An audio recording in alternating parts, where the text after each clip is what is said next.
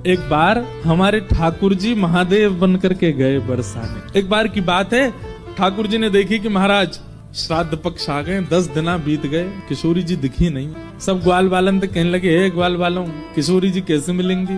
बोले लाला अब तो एक काम कर। बोले कहा, छद्म भेष धारण करके जा, कोई और भेष धारण कर ले। ठाकुर जी बोले गोपी में बन के जा चुको, चूड़ी बेकवेवारी बन के जा चुको, सांझी बनाई वारी बन के जा चुको। अब तो बरसाने वाले इनको इतना शक है वो कि नंदगाम तो कोई भी छोरी आवे तो वो ये टटोल के देखें कहीं श्याम सुंदर तो नहीं। मधुमंगल बोलो लाला एक काम ऐसा के। बोले कहा, हमारे नंदगाम में एक बाबा बैठो है, कहा नाम बा को? नंदीश्वर महादेव। बोले नंदीश्वर बैठो है, यदि लाला तू जोगी बन के जाएगो कोई नहीं पहचान। तो सबरे ग्वाल बाल ठाकुर जी को महादेव के रूप में तैयार कर रहे हैं। आहा, तो कहते हैं बोले सबसे पहला श्रृंगार ठाकुर जी के ऐसे घुंघराले केश पकड़ करके और जटा बनाई, और जटा बना करके मधुमंगल बोलो लाला उनकी जटा में तो गंगा जी निकले, तेरी में तो कैसे निकलेंगी? बोले कछु तो कर। तो मधुमंगल मोतियों की लड़ लेकर के आया और ऐसी लड़ ठाकुर जी के जटा से यहां लगा करके नीचे की ओर छोड़ दी। आहा, कितने सुंदर लग रहे हैं। लाला महादेव तो चंद्रमा और धारण करें, वो कैसे धारण होएगो?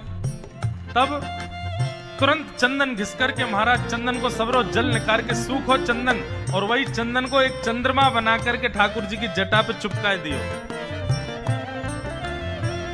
लाला को श्रृंगार है रोए सुंदर। ऐसे ही श्री हमारे वृंदावन के ठाकुर जी ने अपनी धोती की ही बना करके वैसे ही अवधूत बिल्कुल श्रृंगार किया अपनो। ठाकुर जी बोले, अरे गले में सर्प कहां से आएगो? मधुमंगल श्रीराम बोले, बता लाला, वन में तो पकड़ के लाए अभी। ठाकुर जी बोले, मैं तो चित्र में हूं, देख लूं तो मुझको तो डर लगे आवे, गले में पहन के इसके जाऊंगो। बोले काम कर। बोले कहा? बोले गैयान के पामन को बांधवे की जो दोहनी है ना, जे गोवर और रज में सन के सर्प जैसी है, जय को पहना दे मेरे गले में।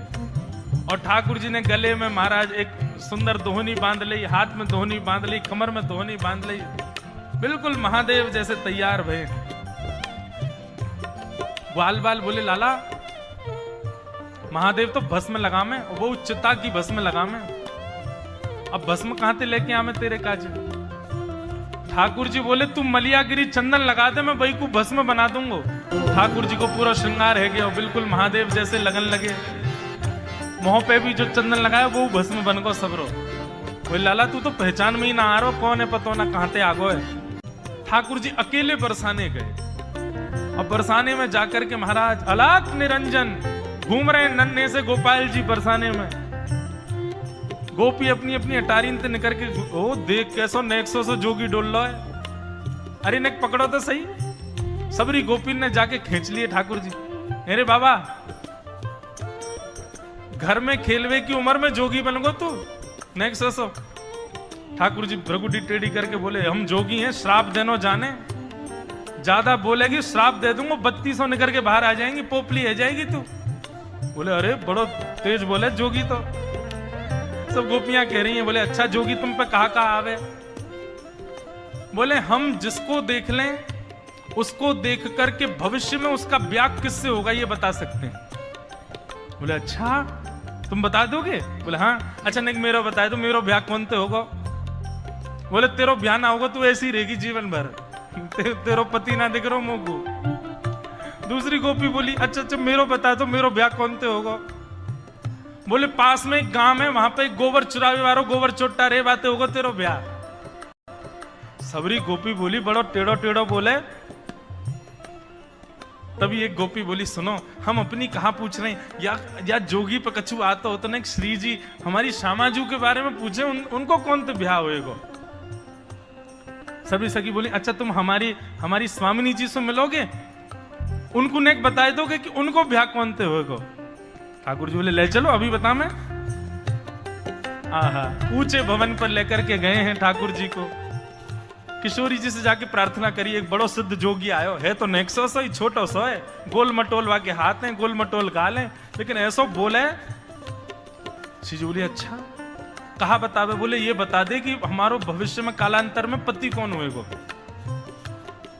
श्री जी बोली अच्छा सही बतावे। बोले अब बतावे तो कब, मेरो तो यूं बता दियो मेरो ब्याह ही ना होएगा, या कोई यूं बता दियो को गोबर चोटा से ब्याह होगा आदि आदि।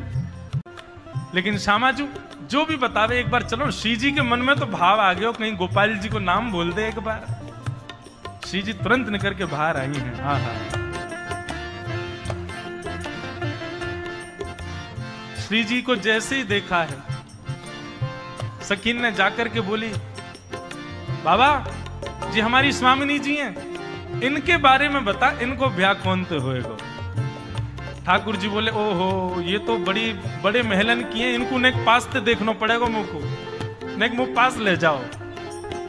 सबरी गोपी बोली दूर ते ही रहियो बाबा, ज्यादा उछले मत। बोले नहीं देखो पतो करवाना तो पास ले जाओ, नहीं तो यहीं तो चलो जाऊंगा मैं। पास ले गए। बोले नेक और पास ले जाओ। बोले बाबा आप बस कर दे। बोले ले तो जाओ तभी तो दिखेंगे, इनके रो कूपन से मुंह को पता चलेगी कि कौन है इनको। अब बिल्कुल समीप ले गए और जैसे ही दाहिने में आकर के ठाकुर जी खड़े भई, बाम अंग में श्री जी खड़ी भई, सोई धीमे से ठाकुर जी ने श्री जी के कंधा पे हाथ धर लियो। बोले ए बाबा क्या करे। बोले इनको भविष्य को कसम में ही हूं, मोते ही होएगा इनको ब्याह।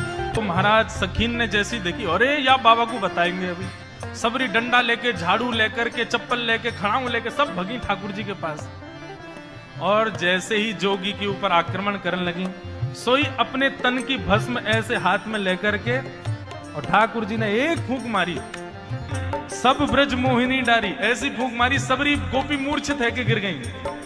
और जैसे ही सब मूर्छित भई हैं महाराज, अब श्री जी और ठाकुर जी दो ही बच्चे हैं, बाकी सब तो मूर्छित पड़े हैं। ठाकुर जी खूब निहार निहार के देख रहे हैं किशोरी जी को, और किशोरी जी के सुंदर वा भेष को दर्शन करके ठाकुर जी बावले है गए।